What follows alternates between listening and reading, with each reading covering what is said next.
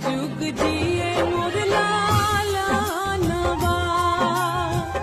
और जी करिले माई पूजिले चरणवा जुग जुग जी